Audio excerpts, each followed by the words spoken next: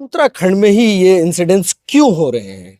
क्या उत्तराखंड में कोई एक्सपेरिमेंट चल रहा है मुसलमानों पर? क्योंकि अभी कुछ दिन पहले एक वीडियो सामने आता है, कहा जाता है कि मुसलमानों से दुकानें खाली कराइए, इनको मुसलमान समझ के जो है मार दिया जाता है, इस तरह की चीज़ें। और कुछ दल वहाँ पर इस तरह के हैं जो अपने ऑफिस में अपनी टी शर्टों पे ये लिखवाया है कि मुसलमान हमसे दूर रहें।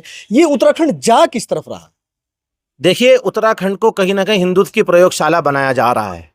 बहुत पहले से संघ और बीजेपी का एजेंडा है किसी तरह से संविधान को खत्म करके मनुवाद को लगाना है और हिंदुस्तान को एक हिंदू राष्ट्र में तब्दील करना है। बाहर से बुलाए जा रहे हैं, जिन लोगों का जिक्र हो रहा है कि टी शर्ट पे लगवा रहे हैं, अगर उनकी जांच की जाए तो वो ना तो पहाड़ के हैं ना देहरादून के हैं, वो दूसरे स्टेट से बुला के उन्हें बसाया जा रहा है और उनको कहीं ना कहीं शासन प्रशासन और सरकार की छूट है कि इस तरह से स्लोगन्स लिखवाएं और मुसलमानों को भद्दी भद्दी गालियां दें, मुसलमानों के मदरसों पे मस्जिदों पे कूच करें और उनके खिलाफ कोई कार्रवाई नहीं की जाए। हम बात करते हैं कॉम्पोजिट कल्चर की, हम बात करते हैं इक्वल राइट्स की, हम बात करते हैं इक्वालिटी की, लेकिन सरकार क्या कह रही है? सरकार सिर्फ और सिर्फ हिंदू एजेंडे और हिंदुत्व के एजेंडे को बढ़ाना चाहती है। आज मुस्लिम सेवा संगठन के जो अध्यक्ष हैं नईम कुरैशी, वो भी हैं, क्योंकि उन्होंने भी जो है पुरजोर प्रयास किया और इसमें जब ही जो है ये मामला यहाँ तक आया है, क्योंकि 15 तारीख को जब ये घटना हो गई थी तो 16 तारीख तक किसी को भी इस घटना का अंदाज़ा नहीं था। लेकिन पूरे देश के सामने जब वो वीडियो आया तो हैरान कर देने वाला वीडियो है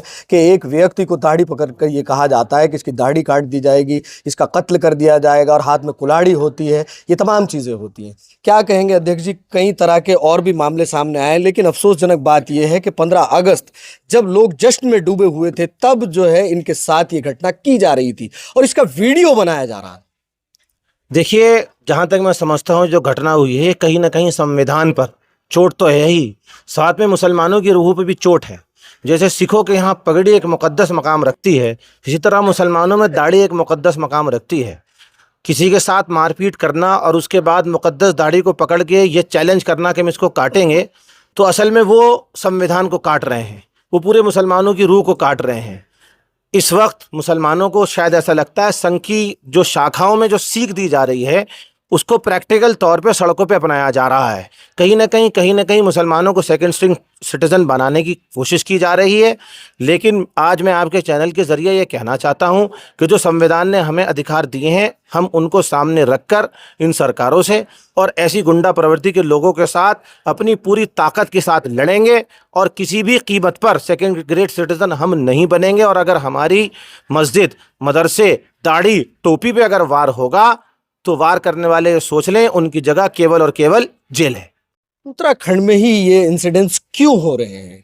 क्या उत्तराखंड में कोई एक्सपेरिमेंट चल रहा है मुसलमानों पर? क्योंकि अभी कुछ दिन पहले एक वीडियो सामने आता है, कहा जाता है कि मुसलमानों से दुकानें खाली कराइए, इनको मुसलमान समझ के जो है मार दिया जाता है, इस तरह की चीज़ें। और कुछ दल वहाँ पर इस तरह के हैं जो अपने ऑफिस में अपनी टी शर्टों पे ये लिखवाया है कि मुसलमान हमसे दूर रहें। ये उत्तराखंड जा किस तरफ रहा? देखिए, उत्तराखंड को कहीं ना कहीं हिंदुत्व की प्रयोगशाला बनाया जा रहा है। बहुत पहले से संघ और बीजेपी का एजेंडा है किसी तरह से संविधान को खत्म करके मनुवाद को लगाना है और हिंदुस्तान को एक हिंदू राष्ट्र में तब्दील करना है। तो उत्तराखंड उनके लिए एक उपयुक्त जगह है, ऐसा वो समझ रहे हैं, लेकिन ऐसा है नहीं।